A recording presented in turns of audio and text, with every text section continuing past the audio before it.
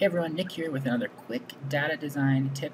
You see here we have a beautiful line chart, a line series chart that shows visitor attendance over time, and you can see these beautiful jagged edges, increases, decreases with each year. We've really made the chart nice because we don't include every single year. We really include some nice annotations here that are perfect for telling the story of this chart. You can see a big decrease here with COVID, like all of us had, and then we increased last year, and that was really nice to see. A really cool little design trick you might want to do is make this line curvy and swervy, a nice smooth line.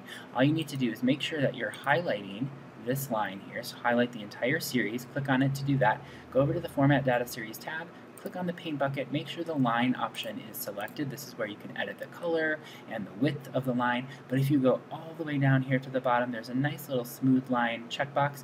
If I go ahead and check that, it's going to make the line nice and curvy. Kind of cool. It's a nice little visual effect, and you can kind of switch back and forth to decide which one you like best. If you like this video, go ahead and give it a thumbs up. Please subscribe to my channel for updates and notifications. I appreciate all the likes and subscribes. Until next time, I'll see you then.